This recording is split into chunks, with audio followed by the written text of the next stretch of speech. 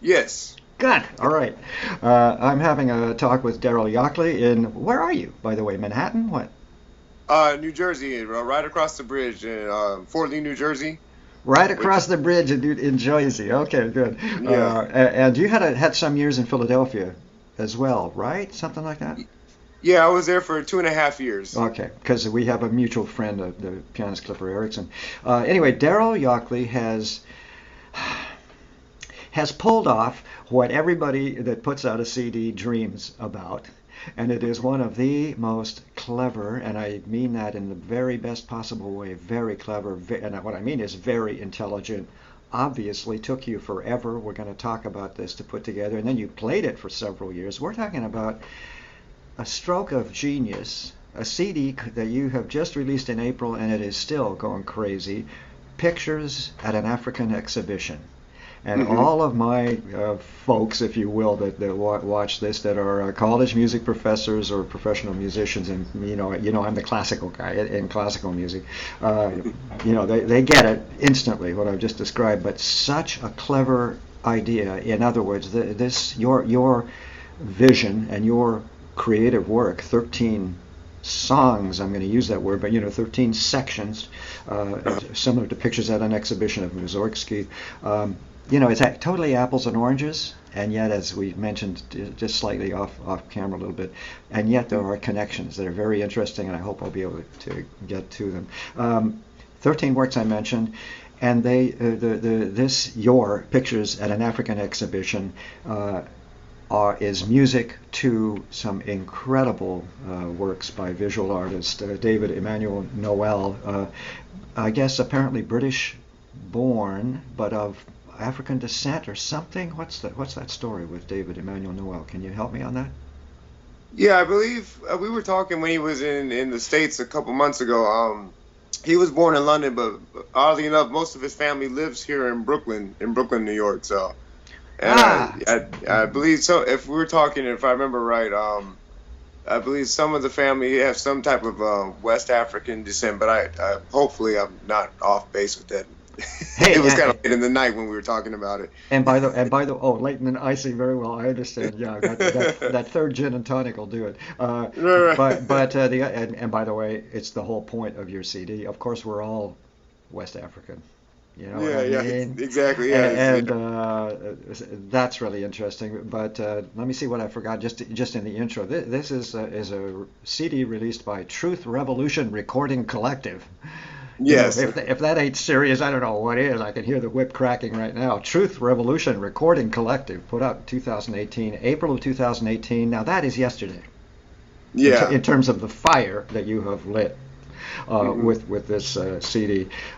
Mentioned that in this case, as we know, Modest Mussorgsky attended an exhibition or knew an artist and wrote his music based on the pictures that he saw. You do just the opposite. You have composed this piece. You've thought it through. Obviously, you have your own ideas about an African exhibition, and then you went to David and said, "Give me some work." Have I got that right? Yes, correct. Yeah, I Yeah. did it opposite of Mazursky. Yes. Yeah. So apples and oranges. and Yeah. and it doesn't Exactly. matter one bit in terms of the creative result and even the intent. The Hmm. intention is still the same, so it's good and solid. Let's see. Now I embarrass you. I know you love these moments, but Dave, I'm just going to throw at people a couple of quotes because they're juicy, and you really have on your hands a big success. Dave Cantor, Downbeat magazine, he said of pictures, I love this, that you're a young saxophone, quote, a young saxophonist was, quote, nakedly shuttling emotion through his instrument, end quote. Yeah. Now, we live a lifetime waiting for that one, that kind of a quote. Right. And it's so true because you are a master of the instrument. You went rogue on us. We're going to go there in a minute. But when I read that Duquesne University, University of Michigan, I forgot Michigan State University for Uh-huh. graduate studies, 10 years absolutely focused on classical saxophone. Am I okay so far with this story? Uh, and then all of a sudden you went and met these Motown people. Now give me a break. You played with the Four Tops, the Temptations, the OJs. That had to have been the witch's brew that turned you away somewhat from classical music. Tell me. Well, actually the point where I was really focused on classical solely was probably in high school. And then I got to undergrad, and I had a friend of mine, Chris Hemingway, that I heard as a freshman, and he was doing both, and I was like, well, maybe I can do that. I didn't quite get to that level at the time, as far as success, because it's just hard to balance, trying to learn the instrument, trying to learn sonatas and concertos and etudes, and then do another style. Yeah, all that horrible, boring stuff. Okay, go ahead. Yeah. Yeah, it was on the back burner for quite a few years until I got out of grad school, and then from there I just started throwing myself into it. I finally had the time to do so. Yeah. And of course, throwing oneself into it is called making a living. Trying to make a living. Yeah, right? exactly. So a gig came up. It was called, "Hey, you want to play with the Four Tops?" Right? Something like that. What? How many years was that? And how exciting was that? Motown. Oh, yeah, it was great. I did that gig pretty steadily for about 3 years or so, and then from when I stopped doing it, I think that went down further in the frequency of how much they work. Because when I was working, it was maybe once a month. It wasn't really steady, and they're getting older. That was almost 10 years ago. So it's like, yeah, let's not go there. You're too young because we'll see for sure what happens in 10 years in your case. Okay.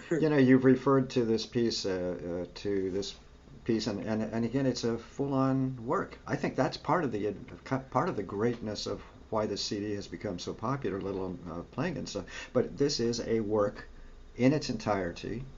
Pictures at an African exhibition, all by itself. It's not a compilation of tunes. See what I mean? And yet it's full-on jazz and a million other things with your band and with this wind ensemble. I see that you were in fact a band nerd, as was I.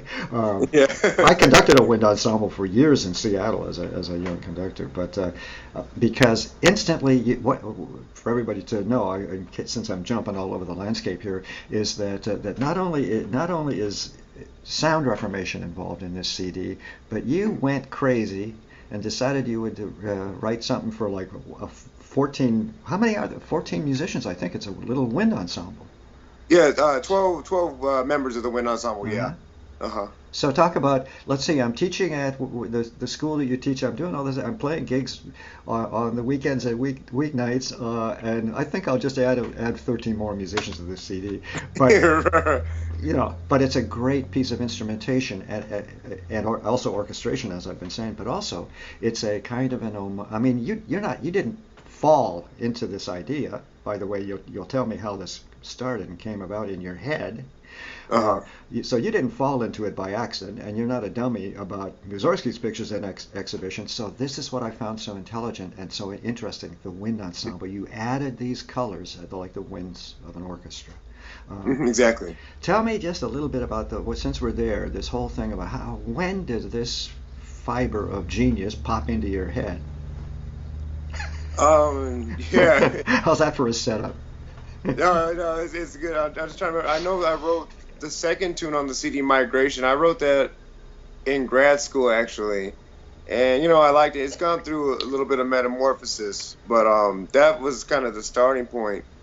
And you mean Migration? Migration, yeah. Yeah, that was actually the first movement that I wrote, but, I wanted to be in the second in the grand scheme of things. Yeah. So that was the first one I wrote. I wrote that back in 2007, I think. And then, you kind of put on the shelf for a little bit and wait for a band to do it. And then, I messed around with it, but it never really went anywhere. And then I just, through listening to other influences, there's a saxophone player, Miguel Zenon, and he did a CD, Alma Adentro, which has like his quartet and I think a 10 or 14 piece wind ensemble. And it got me thinking about it, how I can do something like a project like that, because I really liked the way it sounded. And then I was, I don't know, I just always liked pictures at an exhibition, and I was like, well, how can I do this? And I was like, well, let me put painting, have someone do some artwork to it. And then it just kind of ran from there. My imagination just ran kind of wild with it. And where did you find? David Emmanuel Noel. You just didn't open up the phone book. Where'd you find this Oh, guy? this was This artist. in 2011. I was having dinner with a friend from LA, and we met there, and we stayed in contact. And the collaboration finally came about, and we're hoping to do another one. He's a great artist, great friend. We stay in contact, almost talk every week. Yeah, even though he's in Yeah. London. Yeah, and Yeah, that's the way this stuff works. I mean, small world, yeah, really exactly. small world, and also the connections you make, you keep. I mean, Yeah, this looks like a good positive connection. yeah. Oh, I got another good quote for you.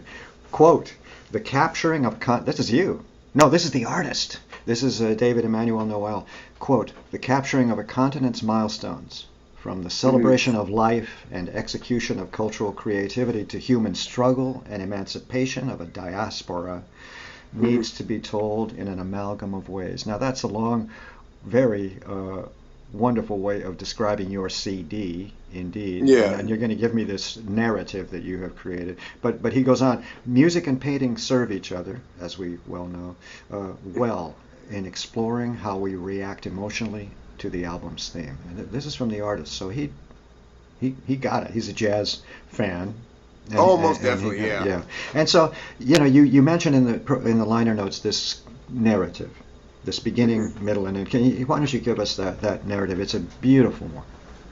Oh yes, well the concept behind it is kind of to tell the human story. Like as far as we know, the origin of our species is Africa.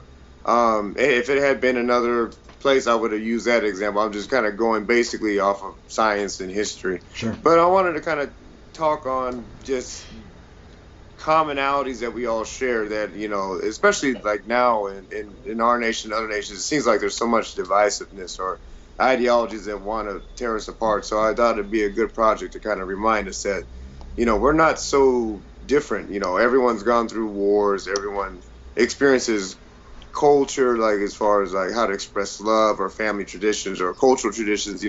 There's a lot of similarities that I think a lot of people just seem to forget. Everyone's so focused on the differences, and that's kind of one of the layers that this project is. There's many, many, many layers to it. So. But that was the main one I wanted to get across with the thing, with the work. So it is an historical narrative in a way. It's about life in Africa. It's about the forced immigration, if you will, to North America. Hmm. I'm going to mention some of these songs that are so evocative of this. The narrative is so good. Origins of Jazz. I thought that was fast. That piece is fascinating, especially the opening C Oh sounds. yes, yeah. In other words, that gate Hmm. that Exactly. we've all seen, the gate that Africans were forced through onto the slave ships to be brought to. That's genius right there, and it's just there for a second, just those openings. Right, or am I going deaf? I heard this. Yes, Oh this. no, no, Yeah, you're yeah. absolutely right. I think it's maybe like a 5 to 10 second, sound sample up there of the ocean. Exactly Yeah, right. I mean Yeah. it's just such a beautiful picture. Let's see here. Let's while we're talking about it, because I did see that you played it really. I guess in various forms as it kind of not coagulated, but as it kind of got itself together for like 4 years. So Yeah. this is what I want people to what I want you to tell people about this Hmm. thing that's called I've got something. I spend years doing this. I spend years doing that, and then I spend another several years finding the money and da da da da da da. Give me that overview. What a big deal it is to create a CD. It really is. I started playing the music for this project. I think maybe as early as 2013. I definitely know 2014. Like I worked it out with the band, on the bandstand. Before we went in the studio. And that's kind of how I wrote the music too. I wrote it with the small group in mind, and then I wrote the orchestration for the wind ensemble so that it added to the music, but that it could be performed without it, and there would be nothing really left except for the density or textures. But I Yeah, mean, as yeah. far as like the sound of the overall compositions, they're not reliant on the wind ensemble. If that makes sense, you know No, what no, I it mean? does make perfect sense from what I've listened to, even. And as I said, it's kind of an homage to Mussorgsky, maybe, even if it wasn't Exactly. altogether in your head, but just the size of his orchestra. You know what I mean? The orchestratedness of his pictures, and for you to add that wind ensemble color, you just sort of thickened out the texture and made it so much more complex and interesting. Brilliant. Yeah. Hmm. What else? Yeah? Were you talking or was I talking? I can't remember.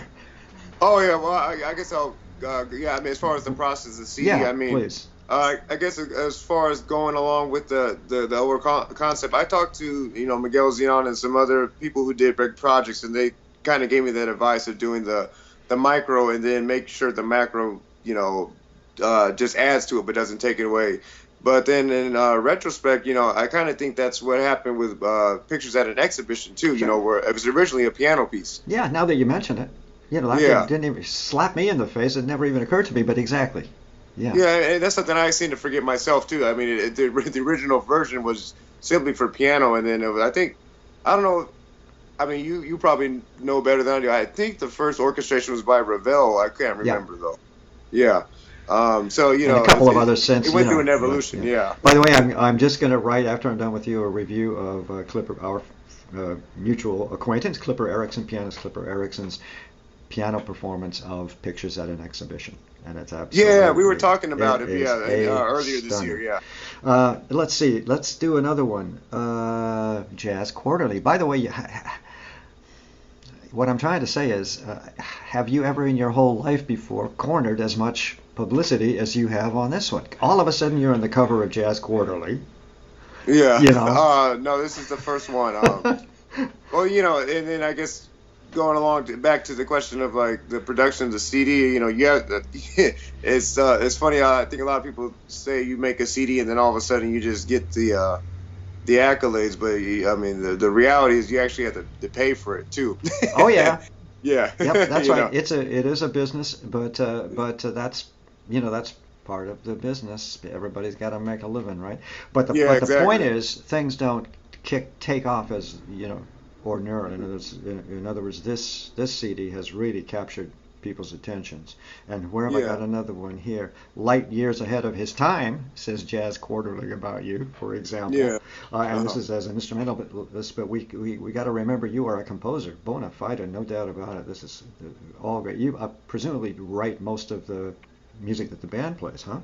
Sound Yeah, arranging? yeah, I write everything. At some point I would love to have some of my bandmates bring some stuff into it, but I just have so much stuff in my head that I'm trying to get it out and document it right now.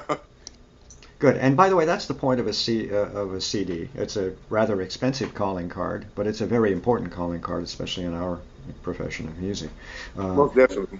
You know, and I think this one has done you well.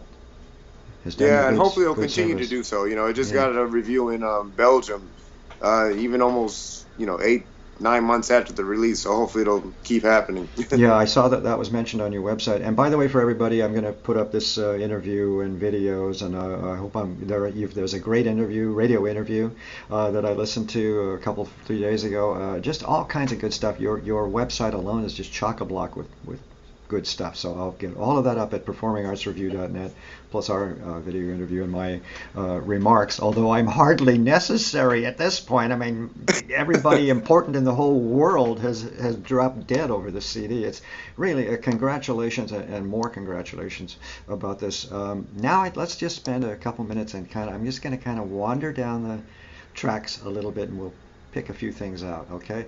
Okay. As a first sunrise, and there's the piece. By the way, the piece is extremely optimistic.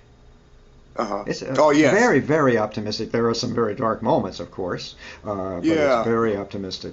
So for example, the opening track is First Sunrise, and as with Mussorgsky, this is the humanity. This is the man walking through the galleries in Mussorgsky's piece, which is an identifiable tune that repeats every time the man or woman or a couple or whatever move on from one piece to another. You have your own sunrise humanity theme, I do believe, in Yes, Sunrise.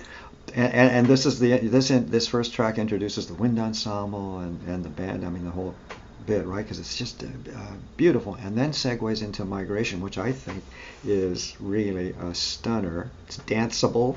It's a big band orchestration, but it's I wrote down it's classically suave, as in very cool, very easy, very suave, as I think whatever Cubans say. Optimistic, tuneful, many splendid things here in vignettes and cameos. Those are my notes. Tell me Oh about, yeah. you've already mentioned migration. This kind of was the first germ, yeah? This Yeah, base? exactly. Yeah, that was the starting point of everything. Yeah. And did you have any idea that it was the starting point? Or was it No, just no, another when I tune? wrote it, I just wrote it as an assignment. Oh, that's You right. know. Yeah, you're doing that. Yeah.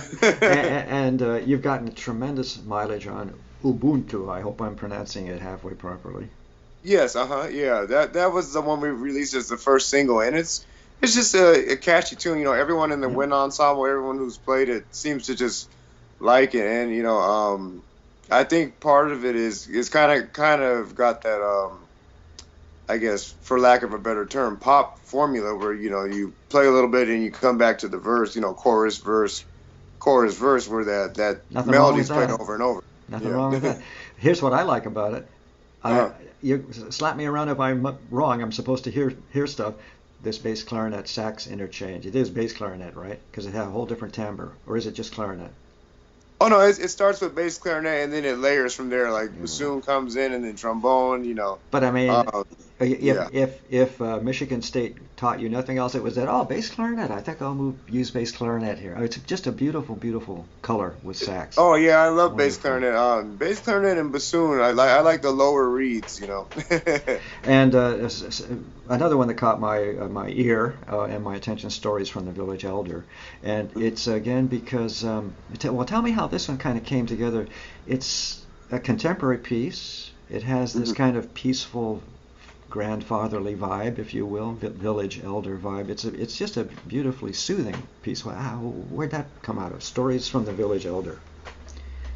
I'm trying to remember exactly what. I think I just started hearing the kalimba figure. Oh, actually, you know That's what? right. I think, yeah, it was, partly that, but then also there's a singer from, I hope I'm not getting this wrong, but Mali, Mm. Umu Sangare, and I heard one of her songs, and I kind of was like, seems to just really make me feel easy. So I kind of wrote something in a similar fashion without, plagiarizing. So, anyone out there listening, there's no copying. I didn't take anything.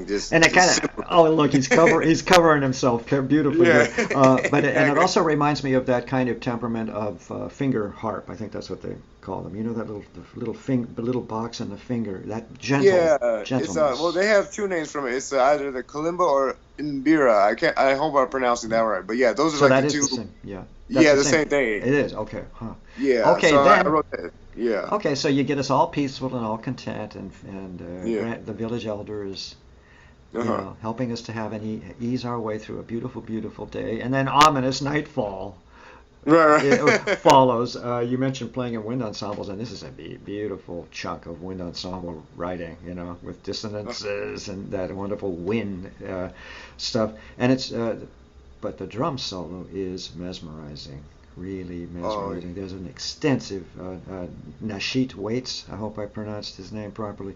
Tell me yes. about how you two met and how that worked, or did he just do this for you, or have you known him for years? What's the story there? I met Nasheed for the first time at Rubens Mark in Philadelphia. This must have been probably 10 years ago now. Yeah. I think him and the bandwagon, Jason Moran's bandwagon, were passing through town and, came to this jam session I was playing at, that was hosted by Warren Evans. Um, and, I met him there, and then I think I met him a couple times after that. And, when I moved up to New York, he was one of the first people I met at Zinc Bars, always been supportive. And then I finally got a chance to do something with him, and it was a great opportunity. And honestly, I couldn't really envision doing the project without Nashi, because he has been very busy, and I kind of put off the recording thing just to make sure I could have him. And then also I was developing the music and just trying to get stuff together. Sure. And Yeah. even when I went into the recording session, I was like, I felt like I wasn't quite ready, but it happened. Sometimes that's the way, you have to be pushed into things or pushed off the cliff sometimes to fly. Exactly, You know what I mean? exactly. Something like that.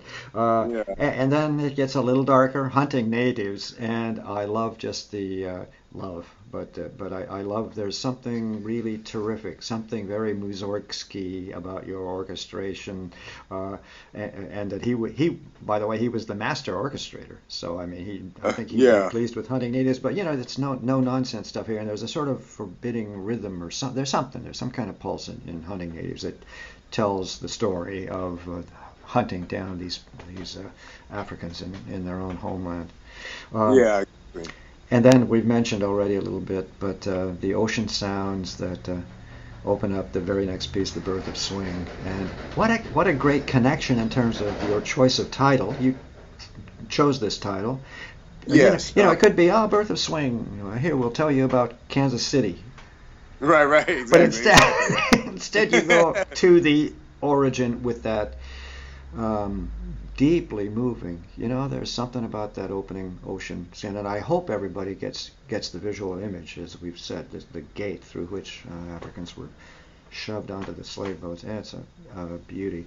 Echoes of Ancient Sahara.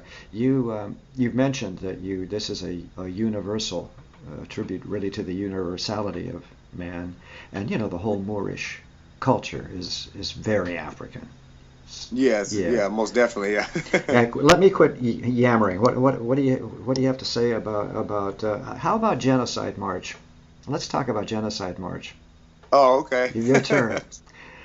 Oh, yeah. Well, that one, I think for me, it's so funny that's probably my favorite one out of the whole CD, just because it's completely different. Like, it is composed, but then there's this free section that's just really meant to show the darkness, or like the chaoticness of war and death and everything. And I get a lot of great responses from it. I mean, on occasions, if it's not the right audience, it could go the other way too, where people are like completely confused, like what just happened? We're having dinner, but That's but good. it's funny, and I love it, because if you always constantly just getting, praise, you're probably not creating memorable art, in my opinion. Thank you. And it's funny, I just came across a quote by James Baldwin today that made me think about Genocide March. I'm trying to remember, but it's like, it said, the role of the artist is much like that of a lover. If I love you, I have to make you see things that you can't. So this one was a tribute to the victims and survivors of the Rwandan and Sierra Leone genocides. But I mean, this goes back to the theme of this project's supposed to touch everyone, like, because the Armenian genocide, Yeah, exactly. genocides, The Jewish genocide. Do I hear a young yokley? Yeah. Oh, yokley. Yeah. Yokley, my sorry. God, yeah. Oh, see, I Yeah, just that's did my English yokley. Young No, that's yokley. okay. That's okay. How old is she? She just turned 2 last Sunday. Yeah. So she's Oh, out there wow. having fun or something. Yeah. Yeah. So I'm confined in the bedroom right now for the sake of the interview. Presumably she wants in. Anyway, that's cute. Yeah. About Genocide March, here's what I got and found so moving. The opening little drum rhythm. It's like the Little Drummer Boy. I mean, it's as innocent as it can possibly be, I think. This is the way I see it. Just this little pattern, and then, your gift of orchestration, but just it becomes clear. I think, now this I'm not going to claim, I almost hear tom, tom, tom, tom, tom, tom, tom, tom, tom, somewhere in there. Okay, so that's my hallucination. Okay. And it has a very, very truly grotesque ending, as it should. Yeah. So, exactly. Yeah. So congratulations. And Mines of Diamonds and Crimson and Gold. By the way, does that segue right in? I can't remember, but this is the one that moves me the most, I think. Tell me a little bit about it, and then I'll try and make another bad judgment about a rhythmic figure I thought I heard. Go ahead. Okay. Mines of Diamonds, Crimson, and Gold. And does everybody know about the sacrifice of human life to harvest diamonds and so on? I'm sure that's what this is about. Exactly. Well, it's funny. We released this as the second single, and I didn't think it was really that capturing. But the people, my friends Zakai and Lucas, my bandmates, and then the people at the label say, you should release this because like it's short, but there's something about it that just draws you in with the layering. And it has turned into one of my favorites. I don't perform it with the small group. I haven't quite figured out how to adapt it, to be honest. Mm. That one I wrote specifically with the wind ensemble in mind. I kind of had this idea that this is supposed to be kind of the real low point of the album, if you can imagine getting lower than Genocide March. But Mm. it's kind of the real low point where you really like. This is kind of the complete oppression of human freedom, and I guess it's kind of represented in the music because everything's dictated, everything's written out. The only thing that's really improvised is in the drums, and then 4 bars of what I play at the end, but everything else is composed. Okay, and now here we go. This is my turn to misidentify, maybe or not. Come on, Okay. it's my job. I'm a conductor. I always look for subtext. Uh-huh. But you know what I heard was tom tom tom tom tom, that rhythmic figure. You're saying what?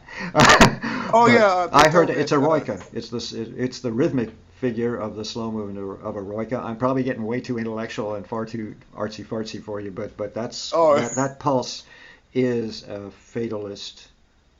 fatalistic kind of pulse, whether it's from a roika or your own imagination. But you know what I mean? There's that tom yeah. tom I mean, it's tom funny you say that. I mean, tom because you tom. said Eroica, but I was actually thinking the Allegretto from Symphony Number Seven.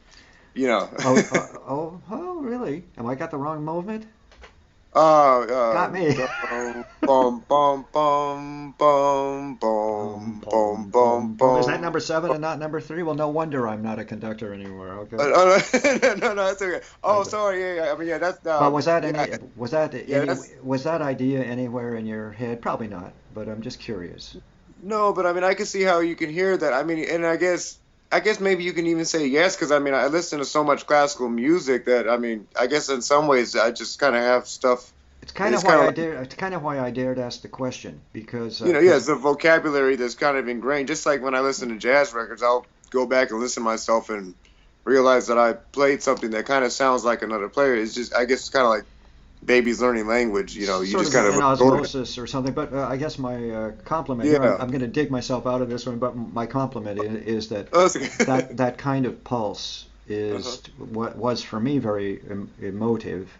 And Uh-huh. it's a very subtle idea, what you have in this piece. Very, very subtle idea about the oppressions of our present time, even as we Hmm. speak, sort of Yeah. things. So, Hmm. okay.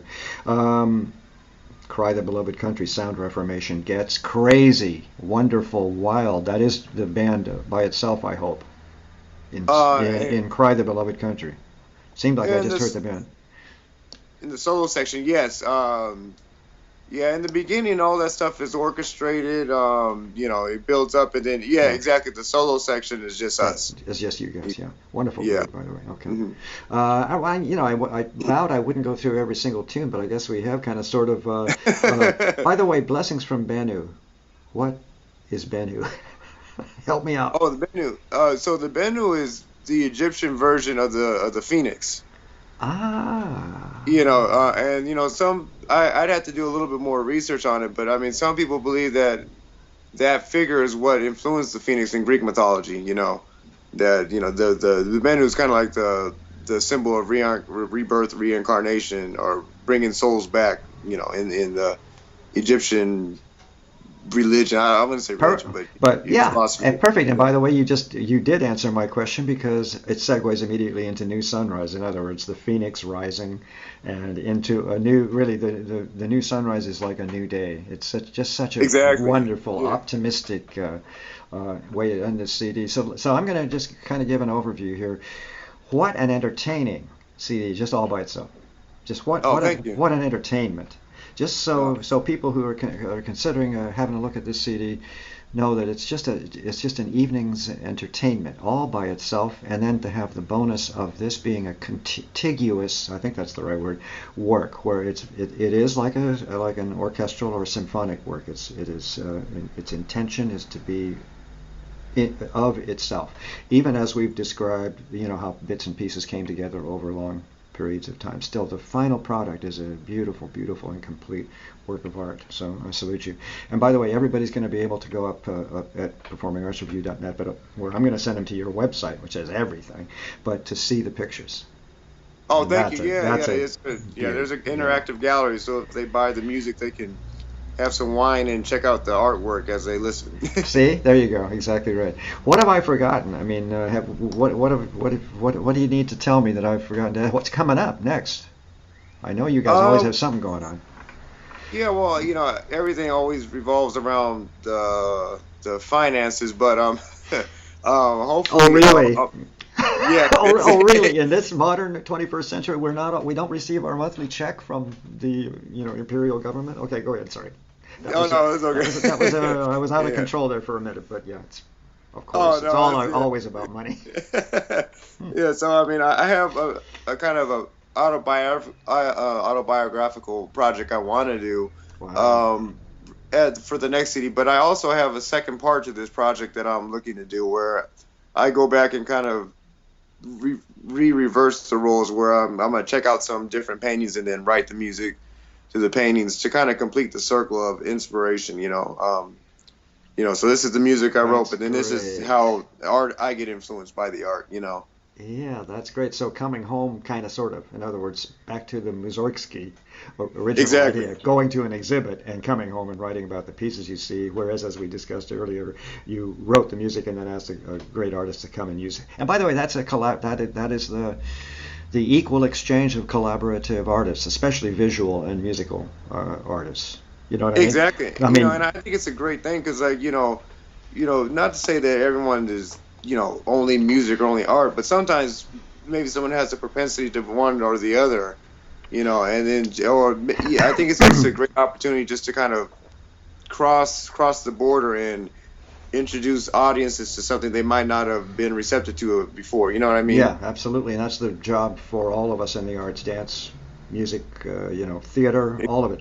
It's visual art. It's all us, and Exactly. we need to all work with each other and understand each other and pay attention to each other. To say not history, that's a whole other category that we as creative people have to pay attention to. It's our duty as creative people. Yeah. Uh, Darryl Yokley, did I get it? Yes. Ah, great, Darryl Yokley.